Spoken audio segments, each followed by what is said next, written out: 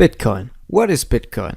In this video I will explain what Bitcoin basically is and how to use it, without going through the technical details behind it. For those of you who are interested in the technical stuff, I recommend the following video.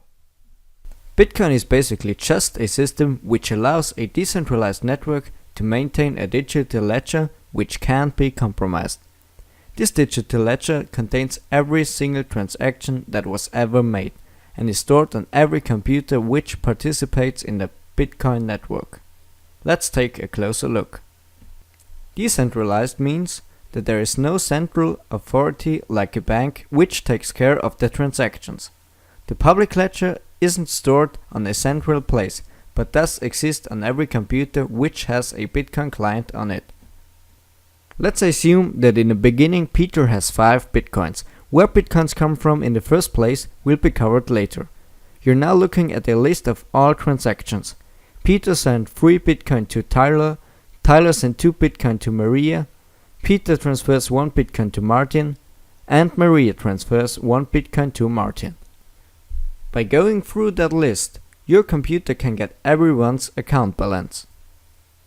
But because this ledger is public, it wouldn't be very smart to use real names, because everyone could see how much money you own. This is why Bitcoin doesn't use names or accounts, but instead Bitcoin addresses. So it would actually look like this. On the left side are the Bitcoin addresses, and on the right side the amount of Bitcoins which belong to the owner of the corresponding address. It is very important to understand that there is no such thing as a Bitcoin which is represented by a special order of zeros and ones. There is only the information in the public ledger that this address or person owns a certain amount of Bitcoin. If you understand this, you're safe from a lot of misunderstandings. Let's take a closer look on the Bitcoin addresses. To every Bitcoin address, there is a corresponding private key. These are the 2 components of the address key pair. In order to understand the thing about Bitcoin addresses and private keys, I will use an analogy. Everyone owns a mailbox. That someone can send you a letter, he needs your address. What in this case would be your Bitcoin address. To open the mailbox, you need your key, which in this case would be your private key. You can share your Bitcoin address with anyone who needs to send you something, but your private key must be kept secret. As soon as someone knows your private key, he has access to all your Bitcoins. You can have as many mailboxes as you want, and give everyone a different address, so it's easier to keep track of who sent you something. Right now you're looking at such a address key pair. On the left side there is the Bitcoin address, and on the right side the corresponding private key. You can create as much address key pairs as you want. They are created randomly, and since only a random number generator is needed, you don't have to give away any personal data like your email address or your name. If you want to get a Bitcoin address, you go to bitaddress.org and click on Generate New Address.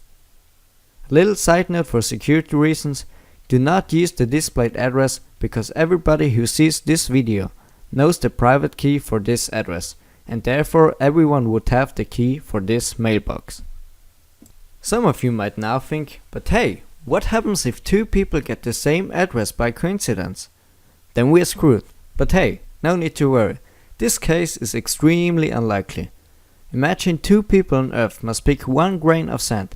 How likely is it that they both would pick the same grain? Pretty unlikely, right? Now imagine that every grain of sand represented an entire other Earth of additional grains.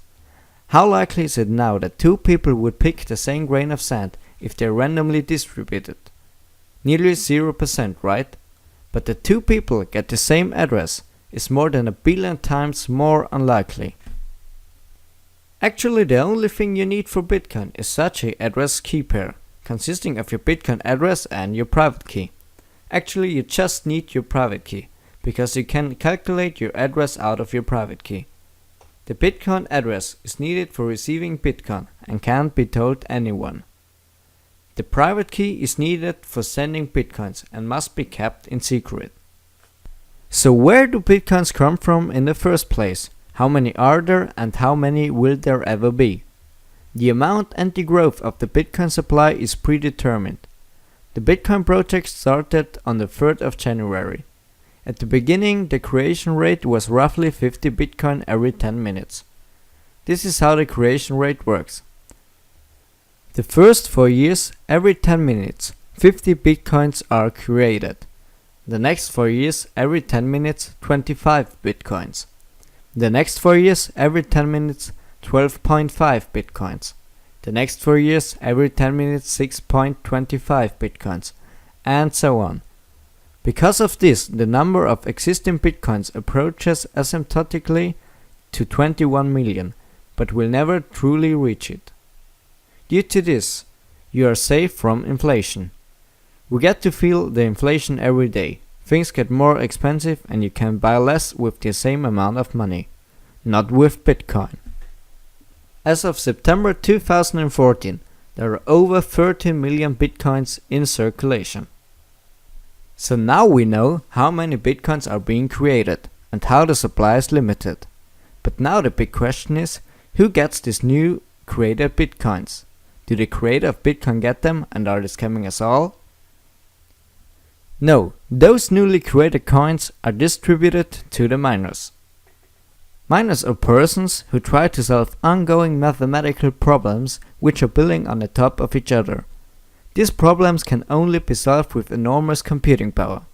This computing power helps to maintain the ledger secure, because in some way all the past computing power is in the ledger.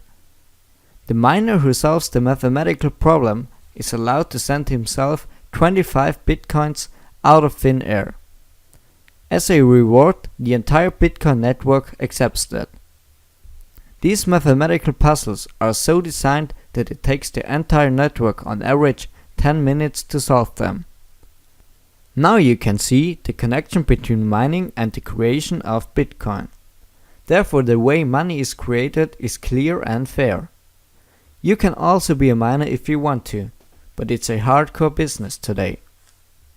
Oh, and just to point out the most common misconception about mining. You do not calculate Bitcoins. I've read it so many times in the newspaper, it's driving me crazy. The best thing about Bitcoin is, if you don't like it, you don't have to use it. It's a free system where nobody is forced to use it. I hope now you got an idea what Bitcoin actually is, and if you decide to use it, I wish you a lot of fun using the best currency in the world.